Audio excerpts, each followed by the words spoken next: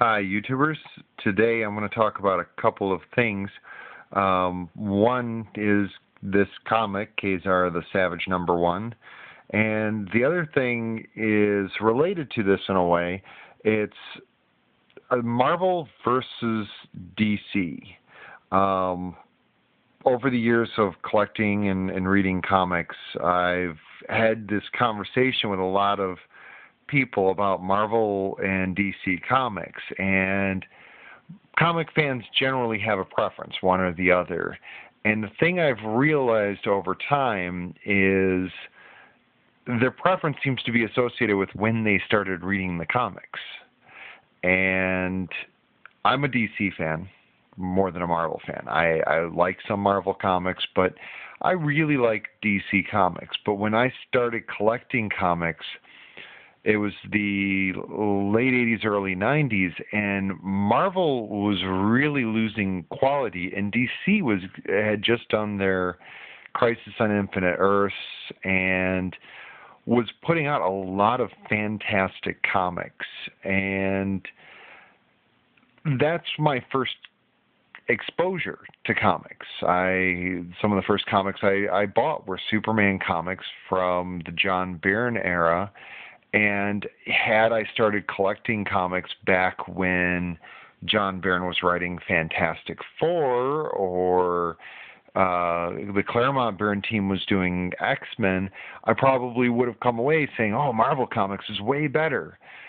But when I started collecting comics, the first several Marvel comics I read were pretty bad, and DC had a lot of the good writers and artists at that time.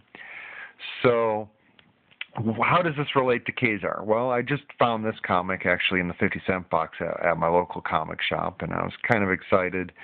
I've been on a older comic kick lately, and not being super familiar with Kazar, except for with some appearances in different comics. I know who he is. I know little bits about him, kind of a Tarzan-ish character.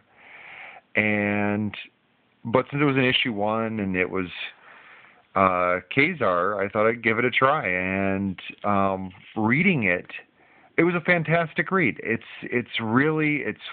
full of great dialogue. The art is fantastic.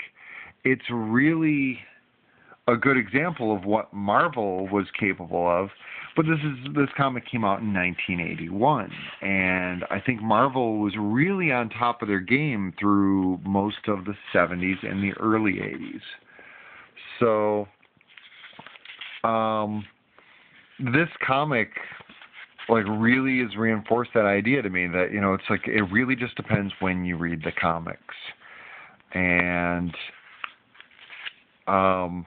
like I said, going back to this comic, it was a fantastic read. I couldn't find credits anywhere of the comic of who the artist and writer was, but they did a really good job.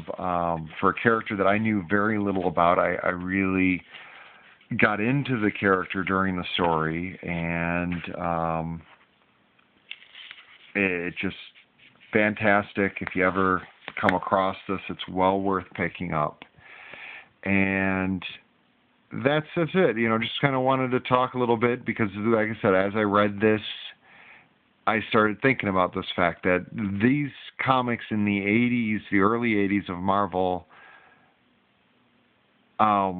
these are really what I like in comics. These are the style of writing that I liked in comics. And a lot of the writers that were at Marvel through the early 80s ended up going to DC during the later 80s, so that's why I think I never got into the Marvel characters. But they got some great stories out there, and lately I've been checking out a lot of older Marvel comics and enjoying them. So that's all for today. I hope you enjoyed this video. Please leave a comment, like this video if you enjoyed it and want to see more.